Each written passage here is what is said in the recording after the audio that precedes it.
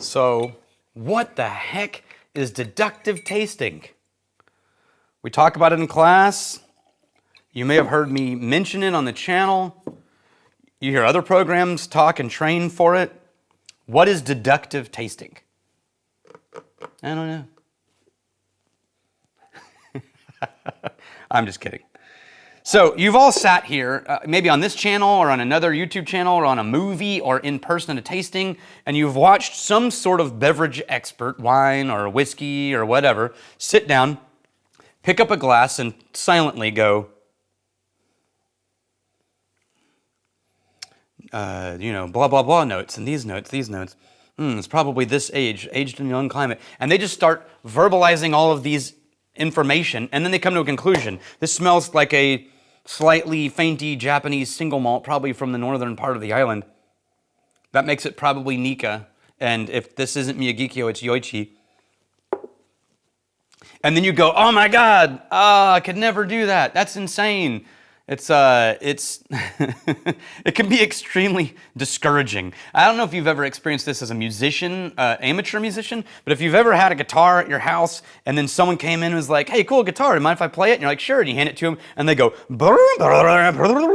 and they do things that you never even knew were possible on your guitar. You thought the reason they sounded so good was because they had a $4,000 guitar and you had a $250 guitar, until they picked up your $250 guitar and made it do things you didn't know it was capable of. And that's when you either go, well, crap, what am I even doing playing guitar? I should just sell this thing. Or you get inspired to be like, crap, if my guitar can sound like that, I need to practice.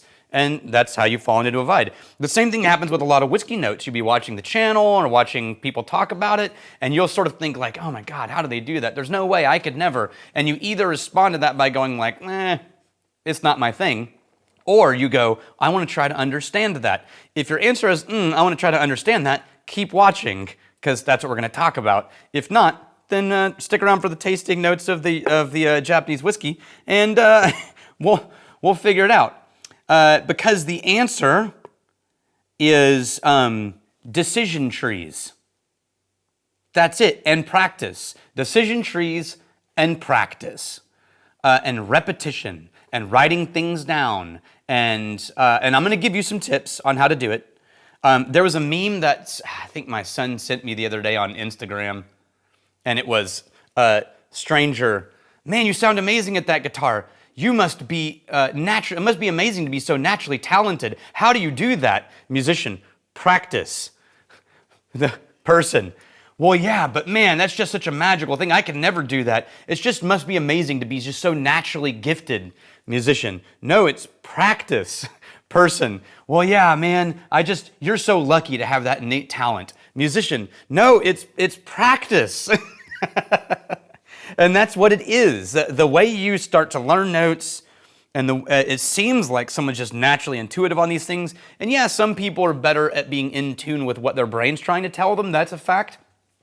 But you get to learn and become better at deductive tasting by doing it over and over and over.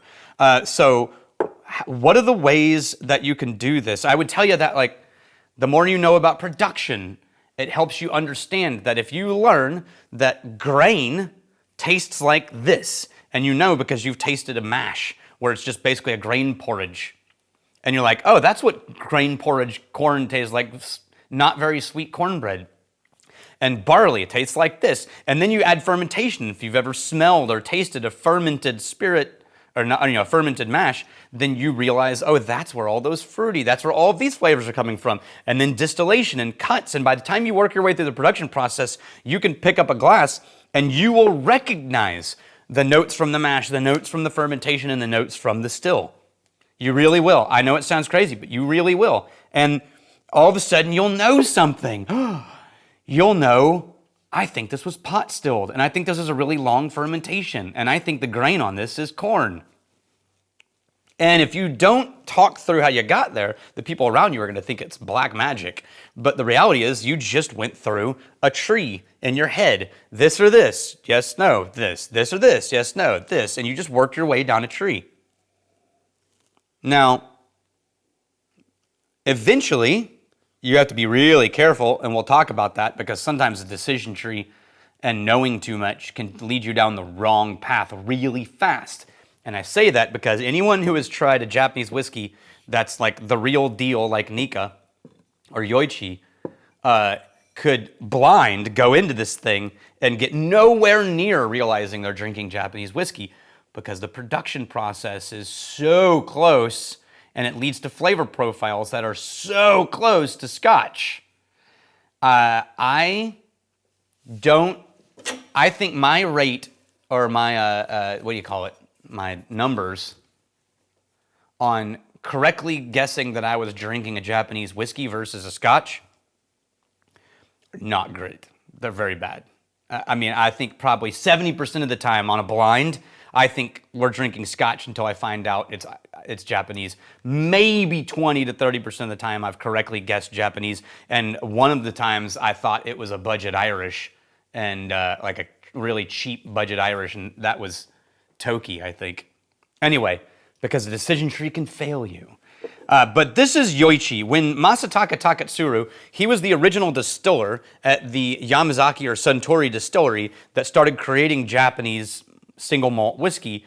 He trained in Scotland at Springbank and Longmorn, and he came back and he worked for a decade with the Suntory distillery that became Yamazaki. And then he split off, went all the way up to the northernmost part of Japan, and opened up Yoichi, the first Nikka distillery, in 1934. And then they celebrated with a world war. That's so bad. It created some problems for them, getting access to things. But he went up there because the environment of where that distillery is located was the most closely matched to what he'd experienced in Scotland. And he really wanted to try to emulate what he had been taught to create. And so he did. He created this really weighty, bold, smoky, yet kind of refined and delicate single malt. Yoichi is probably my favorite Japanese single malt. There's been really great expressions that I like, but specifically Yoichi, I just keep coming back to it. It's got everything I love about that sort of meaty smoke and like a proteiny smoke, like a barbecue direction instead of a saltwater and like burning sea driftwood, right? And it's got density and it's got floral and fruit notes intertwined so that you could easily imagine that you're eating sort of like a fruit bowl in a garden, for lack of a better description. But it's dense and complex without being heavy-handed, which is always really nice, especially with a smoky whiskey, to be able to pull off a delicate note. Don't miss, this is definitely got smoke in it. It does definitely have smoke in it. And it mostly shows up layered through the palate as this like coating around that fruit and floral note. And so your aftertaste is the meaty ashiness of burnt edges of things. But in the middle of that, still that kernel of sweetness. It's really lovely. It's 45%.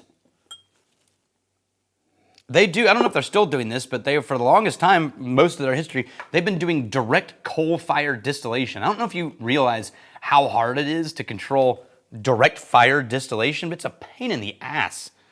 But a true art form.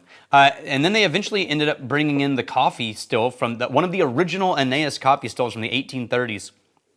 And they have one of the only active ones in the world. And they're one of the only people that know how to run the original 1830s Aeneas coffee stills. And that's where you get that grain and malt coffee, Coffey from Nikka. That's run on one of the original column stills. I am a big fan of what Nikka does as a brand. I'm going to add a little water and talk about deductive tasting. So, if I was going through deductive tasting on this, the first thing I would do is stay at the top of the decision tree, and I would just try to see, what am I smelling? And then I would list, okay, a hint of phenolic smoke. I would list all the fruit and floral notes that I listed, and then I would say, with that level of weight and complexity, what kind of distillation am I probably getting? That's where I tend to start in my head, is I start with distillation. And I would bet money that I'm probably working with a pot still distillation on this one. Or at least the majority of the notes coming in on the nose and palate come from pot still. If it's a blend, it's really high on the pot still. And then I would go through what kind of grain am I dealing with? And sometimes I do grain first and then still. Sometimes I do still first and then grain. It depends on the day. I would shift into, I'm getting a lot of the fruit notes that I get out of barley. And there's all these markers for me that equal barley. Why? Because I've had a lot of experience writing those markers down. So now I know I'm doing a pot stilled barley distillation that's slightly smoky. And it's light and delicate. The super vanillin heaviness and the really heavy tannins aren't there. So immediately my brain is starting to think probably not a North American single malt, although I have since had some that are a little more delicate. But there's sort of a softness to all of these, and they live in a certain register that make me think I'm not dealing with American single malt. So I'm probably dealing with a single malt from Ireland, Scotland, Japan, and then there's other, Taiwan, but no, we're not getting that hot climate and sweet wine cask. So I would immediately go, this to me is smelling like either Scotland or Japan.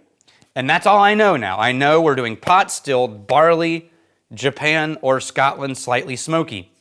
Now, because I know the industry, the next thing I would start to think is, what distilleries make smoky whiskey? And I would think, well, in Scotland, we're dealing with a lot of the Islay and the islands, and then some Highland distilleries are smoky, but not like this kind of smoky.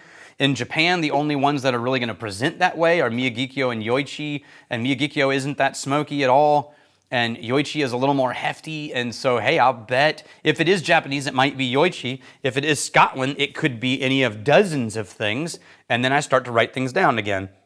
And see, as I'm working through this, I'm pulling from what I know about production and past tastings and the history of trying these different whiskeys. This is why you can't pull those notes out if you haven't done all of the work of drinking all of those things. I think I probably would have landed on this being either a Scottish Island distillery, not Islay, or a Japanese whiskey. And I think I probably wouldn't have called Yoichi because in my experience, I've been handed Yoichi 5 or 6 times on a blind, and only once did I correctly guess that it was Japanese whiskey. Every time I just default back into Scotland. Why? Because you see how my decision tree can also lead me down the wrong path, right? If I've made all these decisions based on my own history, and it turns out somewhere in the Northwest, they've really, Oregon or Washington, they've really just nailed this delicate, smoky, low tannin light thing, and I didn't know about it because I'd never had it before, and then I'm going to misclassify this whiskey. It's very easy to do that. So don't feel bad. So how do you get there? Write things down.